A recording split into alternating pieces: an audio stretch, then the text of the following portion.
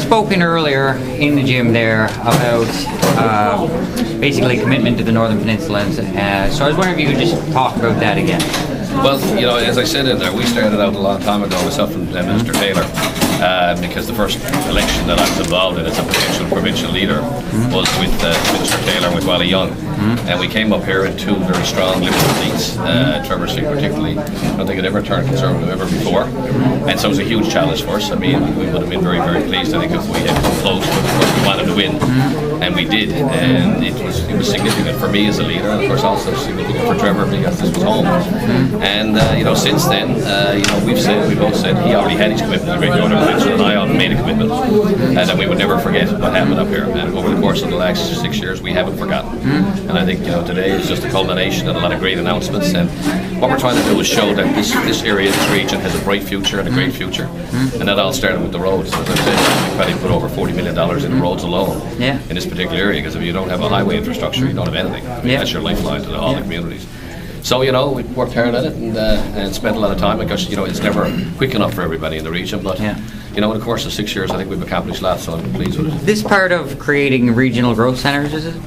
Yeah, well, there's a pilot project right now as well for the whole region, and that's the rural development. When Trevor was Minister of Industry, and Trevor can speak to that, we were looking at zones all around the province, and so we figured the best way to do it was to concentrate on one area and do it right, and have that as a test project, and that's what we've done in this particular area. And of course, all around the province now, because we're 500,000 people, a little more than 500,000 people spread over this huge, beautiful landmass that we live on, we've got to make sure that we've got regional centres of excellence, whether it happens to be education or healthcare or whatever it happens to be.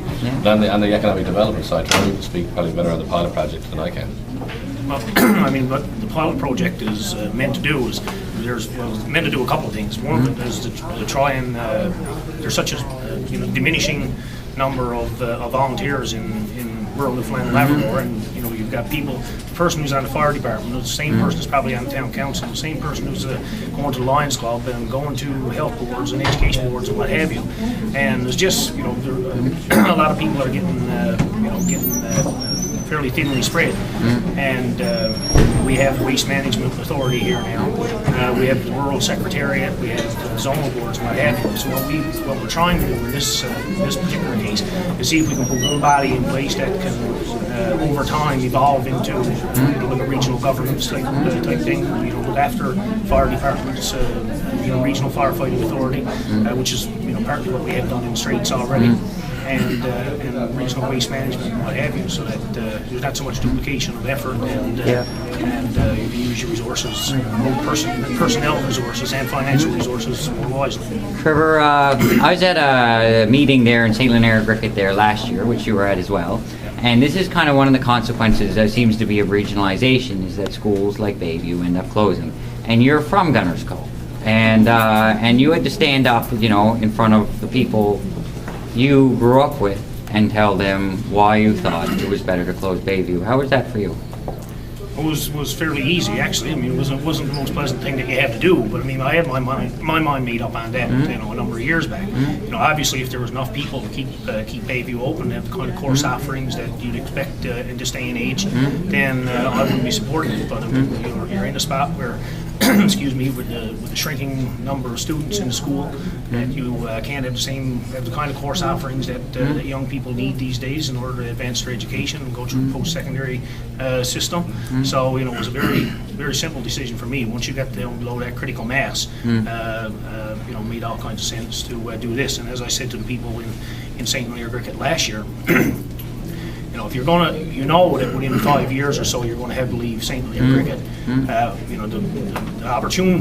The most appropriate thing, in my view, to do was, if you're going to do a school in St. Anthony, recognize right from the beginning that you're going to have Bayview coming in here, design the school, the cafeterias and what have you, to be able to handle the people that are coming in. And, as I said down there last year, the vast majority of the children in St. Leonard Griquet in high school who are involved with recreation, whether it's hockey teams or swimming pools, where are they going to go? They come to St. Anthony anyway. So their parents are running back and forth to St. Anthony with them 2 and 3 and 3 or 4 times a week. You know, I'd see ideally once this facility is built that and it's up to the school board and school administrators obviously, but it would make sense to me that instead of having the school bus going home at 2:30 or 3 o'clock in the day to the outlying areas, that maybe the school bus could go out a little bit later and allow people the flexibility and opportunity to participate in extracurricular activities at the school and at the arena,